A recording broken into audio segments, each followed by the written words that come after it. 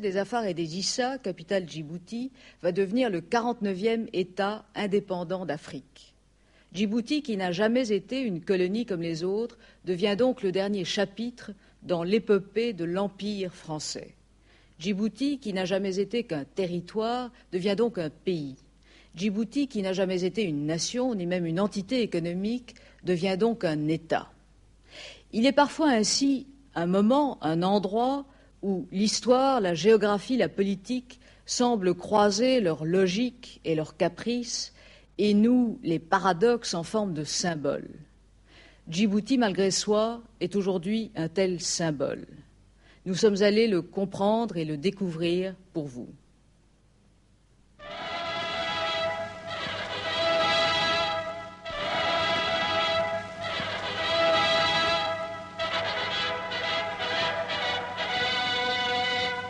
Relais naturel entre l'Orient et l'Occident, Djibouti commande les routes maritimes vers les grandes colonies françaises. Djibouti est et restera française.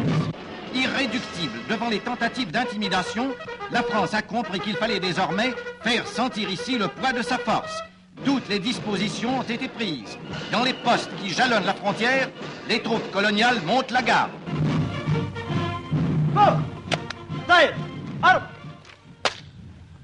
كبغال مسنقي متركيل فانسات كترفاسي على التراس وما أبصرتم لنا قومي برمي قال صح أحمد علي متركيل ترانتي أنسو سانديسيت ترواسين كربنا فاسيه للمولاتنا à la disposition du caporal de garde. أربعة مارس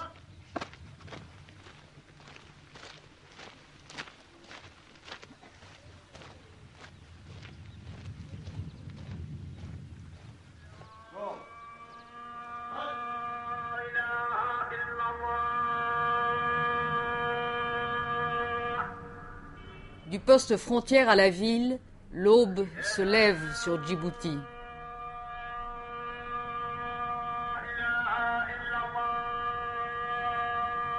Déjà, la chaleur tient la vie en sursis.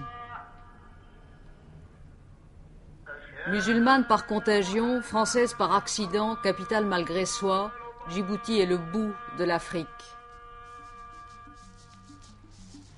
Ici, rien ne pousse, rien ne change depuis des millénaires. La vie s'accroche au désert en rond autour des puits.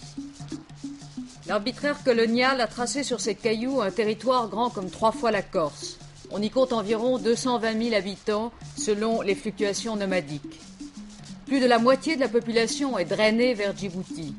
La ceinture brune qui l'entoure est celle des bidonvilles, la ville blanche est celle du mirage. Plaquée sur le désert, Djibouti est la ville inventée. La présence française imprègne la vie locale dans une cacophonie écrasée de chaleur.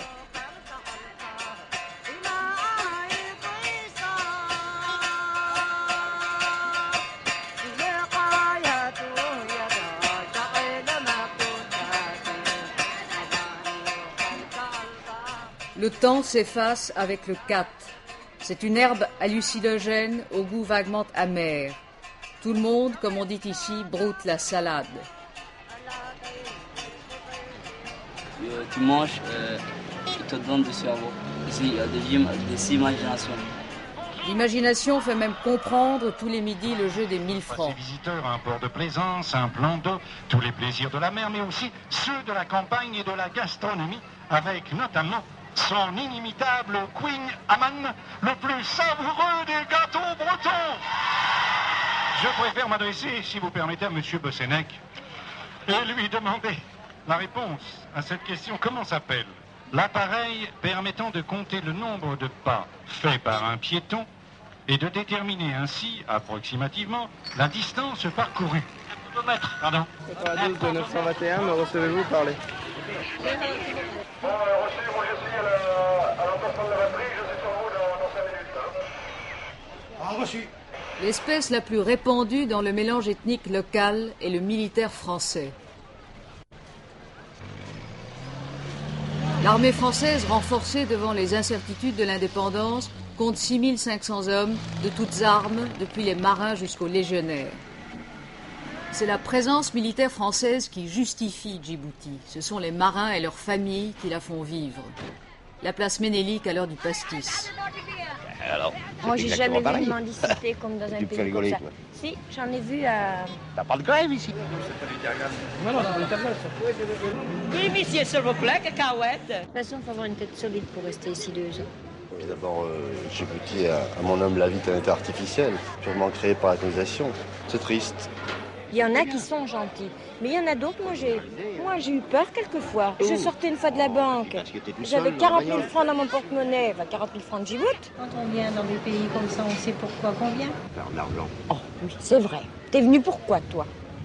T'es venu pour ça, t'as dit c'est la dernière colonie, c'est là qu'on pourra gagner un petit peu. Puis finalement... C'est bien évident que comparativement à une vie de métropole, on met certainement plus d'argent de côté ici qu'en métropole. 65 000. 65 000? Et l'autre en dessous, là, hein? Les attraits de la paix se calculent en francs Djibouti, qui vaut 3 fois le franc français. 65 000? Le coût de la vie est élevé, mais la solde en Djibouti aussi. Non, mais écoute, attends, on va regarder. Hein. On regarde bien. Hein. Et puis les distractions sont rares. La pub, le film, le moteur. C'est aussi proche que moi. Hein? On parle là, liberté, qualité, indépendance. C'est justement... Après, alors, je prends libre. Et après la liberté, qu'est-ce qu'il y a? On travaille, on mange et on dort. Et sans colonialiste.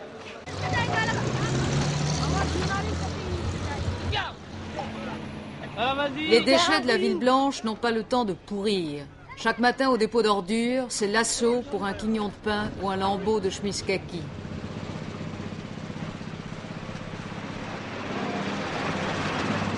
Ce qui reste n'a plus qu'à griller au soleil.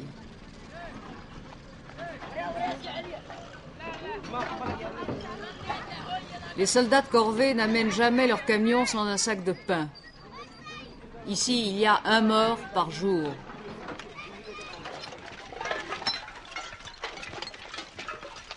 Avant la ville, le poste de Balbala. Ici, on dit le barrage. 4 couteaux.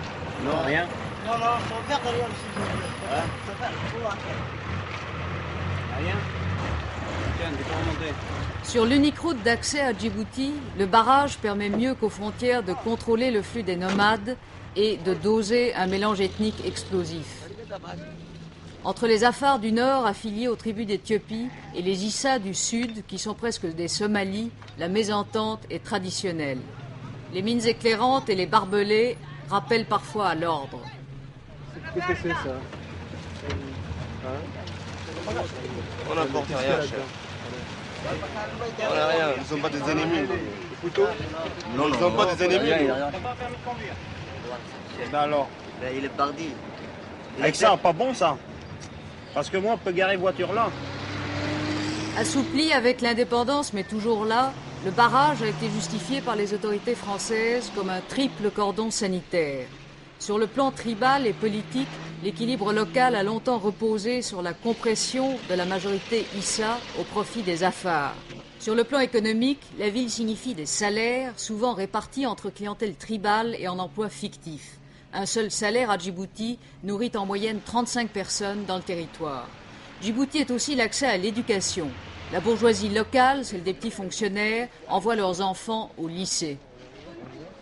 Ici, au lycée, les gens se mélangent facilement entre les enfants de militaires français et les gens locaux. Tant que nous sommes au lycée, ça va, mais une fois sortis, chacun s'en va de son côté, quoi.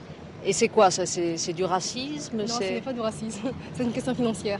Parce qu'eux, ils ont le moyen de se payer des choses que nous, on ne peut pas. Par exemple, ils font de la voile, ils fréquentent des clubs, tandis que les autochtones ne peuvent pas faire tout ça. Alors, Les parents ne les laissent pas venir avec nous, enfin, surtout les filles, elles n'ont pas le droit de sortir, ça. Très strict. Même si on est copains, ils ne les laissent pas sortir. Mais il y a du racisme ici ou pas du tout? Non, il n'y a pas de racisme.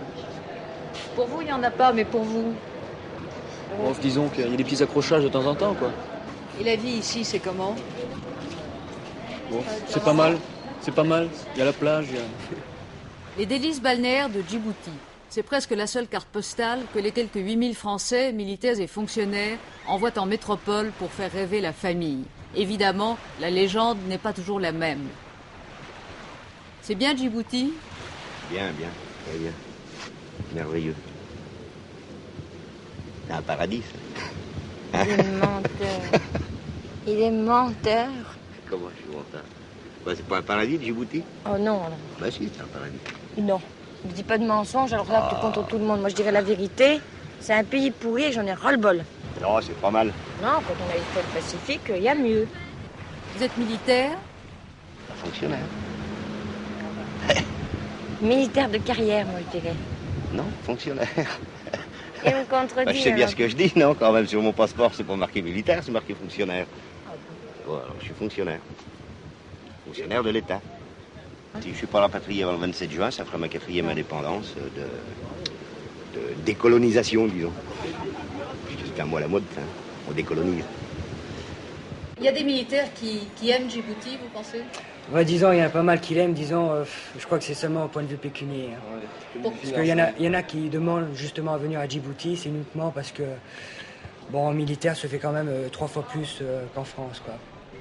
2 appelés du contingent. Point de vue climat, je pense, c'est vraiment dur. Hein.